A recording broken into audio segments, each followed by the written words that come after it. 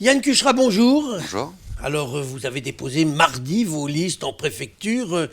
Est-ce que c'est vous, Gérard Collomb, qui avez choisi tous les candidats? C'est moi qui ai choisi les candidats avec la complicité de Gérard Collomb, à la fois sur les têtes de liste, mais à la fois sur tous les autres colistiers qui vont nous accompagner pendant cette campagne. Alors, est-ce qu'il y a des noms qu'on va découvrir maintenant que les listes sont publiées? Oui, je pense qu'il y a un certain nombre de personnes que vous allez découvrir, mais il y a aussi beaucoup de personnalités que vous ne connaissez pas, issues de la société civile, qui viennent apporter aussi un regard nouveau sur la vision de demain, sur la manière dont on veut gérer la ville, et on aura très vite l'occasion de vous les présenter tous. Alors, Yann Cuchera, j'imagine que vous êtes d'un naturel optimiste pour vous lancer dans une campagne vaut mieux. Mais enfin, vous êtes lucide et vous savez bien qu'au soir du premier tour, vous n'aurez pas à vous seul la majorité absolue et que l'heure sera venue de négocier, de trouver des alliances avec les uns ou les autres. Qui est-ce qui va décider de la stratégie? C'est vous ou c'est Gérard Collomb? Il ne vous aura pas échappé que nous faisons équipe avec Gérard Collomb, lui Oui. à la métropole et moi à la ville. C'est ce qui fait finalement la force de notre campagne, c'est ce qui fait aussi la force de notre projet pour le mandat prochain, c'est de le faire de manière complémentaire. Il est certain qu'au premier tour, on aura des alliances à faire pour pouvoir l'emporter. On verra ce qu'il en sera à ce moment-là. Ce qui compte aujourd'hui, c'est de gagner fort le premier tour. Alors, quand sera venu le temps des alliances, celui qui aura la main, c'est celui qui est mandataire des listes. Qui est-ce qui est mandataire de vos listes? C'est moi qui suis mandataire de mes listes aujourd'hui. C'est vous qui êtes mandataire de C'est vos moi listes. qui ai déposé mes listes et c'est mon nom qui arrive en bas du CERFA. Donc ça, c'est quelque chose intéressante. C'est vous qui, au dernier ressort, déciderez quelle est la stratégie. Et Évidemment. s'il y a un désaccord avec Collomb, c'est vous qui prendrez la main. Évidemment, mais voyez plutôt la relation de confiance que nous avons avec Gérard Collomb pour porter un projet commun. Ah ben, Gérard Collomb avait une relation de confiance avec David Kievenfeld il y a quelques années, avec Georges Kepenetian il n'y a pas si longtemps. On voit ce que c'est devenu. Donc en politique, la confiance, vous êtes d'accord avec moi, c'est quelque chose qui peut être éphémère. C'est quelque chose qui se construit dans le temps et c'est quelque chose qui peut être éphémère. C'est à nous de l'entretenir et moi particulièrement, c'est quelque chose qui me tient à cœur. C'est pour ça que je n'ai jamais hésité à m'engager derrière Gérard Collomb. Il m'a donné sa confiance il y a 6 ans sur des délégations importantes à l'échelle de la ville et cette confiance-là, je ne la trahirai jamais. Dites-moi, Yann Cuchera, avant de parler de quelques points de votre programme, je voudrais un petit mot entre les Verts qui sont aujourd'hui dirigés par Grégory Doucet, la droite qui s'est rangée derrière Étienne Blanc. Lequel des deux vous paraît être le moins apte à assurer le développement de la ville demain? Lequel vous ferait le plus peur pour la ville demain? Mais sans hésitation, pour moi, les Verts auront du mal à gérer la ville, à lui permettre son essor et son développement comme on a vu que cette ville s'est transformée ces prochaines années. Donc là, on aura bien compris où va votre plus grande inquiétude. Je ne parle pas de préférence. On est bien d'accord. Dites-moi, vous êtes un champion sportif et vous avez participé à des compétitions internationales. Pourtant, certains, quand ils regardent votre bilan d'adjoint au sport, considèrent qu'il est léger, notamment en ce qui concerne les piscines. Gérard Collomb avait promis beaucoup et il ne s'est pas fait grand-chose. Je ne suis pas d'accord avec l'analyse. Il y a eu de très belles choses de faites. Ça a été souvent dit. Non, non, mais sur les piscines, j'y reviens sans trembler.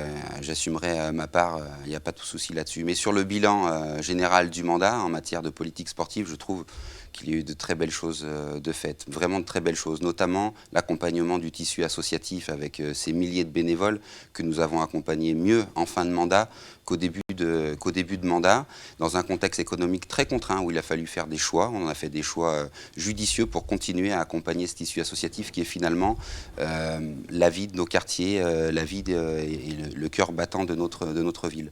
Sur les piscines, vous savez, c'est pas aussi simple que ça.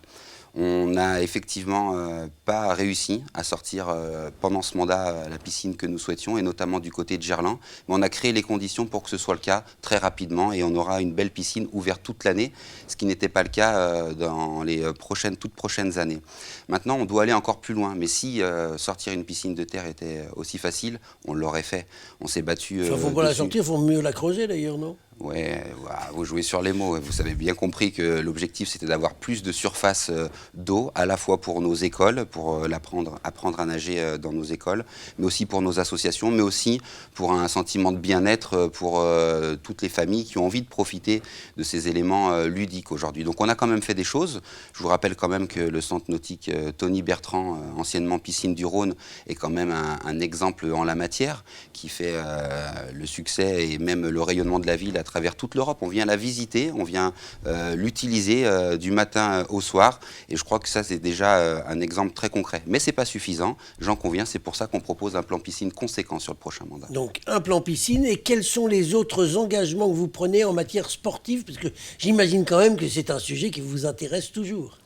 Oui, mais je veux aussi sortir de cette dimension sportive. Je connais précisément le sujet. Il y a beaucoup de choses à faire, notamment de rénover un certain nombre d'équipements. Je veux faire un plan vestiaire conséquent. On a aujourd'hui des vestiaires qui ne sont pas à la hauteur pour nos enfants qui viennent toute la semaine, pour les gens qu'on accueille sur les compétitions du week-end. Donc un plan vestiaire, évidemment, un plan de rénovation énergétique de ces bâtiments qui sont aussi vétustes, qui datent pour certains de 40, 50 ans. Donc il faut aussi les entretenir.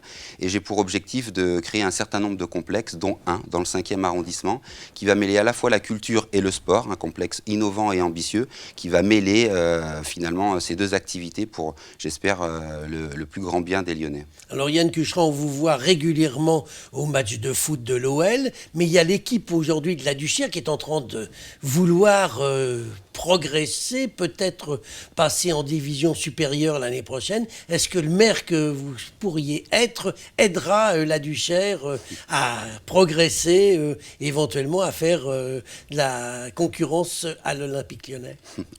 Vous savez, je vais être très clair sur le sujet. On a accompagné tous les clubs, qu'ils soient amateurs ou professionnels, dans leur projet de développement. L'AS Duchère, c'est un club que nous accompagnons depuis très longtemps maintenant, qui a à la fois une équipe qui fait rayonner, mais aussi une vocation sociale à l'intérieur du quartier de la Duchère, qui est assez exemplaire.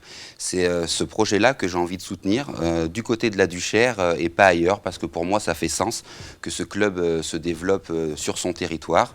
Maintenant, s'ils ont les capacités d'arriver en 2e division, tant mieux pour eux, mais ça, c'est avant tout leur projet, un projet à la fois financier avec des partenaires privés. Nous, on soutient essentiellement l'association qui a vraiment une vertu en direction des enfants les plus en difficulté à l'intérieur du quartier de la Duchère. Avant de nous quitter, alors un mot de politique politicienne, je sais que ça ne vous intéresse pas, mais j'ai regardé tous ceux qui vous soutiennent. Alors La République En Marche, la droite constructive Agir, UDE, UDI, le Modem.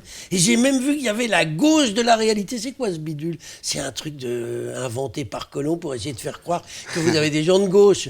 Comment vous avez accepté ça? Mais détrompez-vous. La gauche de la réalité, ça n'existe pas. Vous êtes un fin analyste de la vie politique. Vous avez toujours vu que Gérard Collomb a réussi à construire ses majorités avec des gens issus de la gauche, des gens issus de la droite. Vous en êtes bien conscient.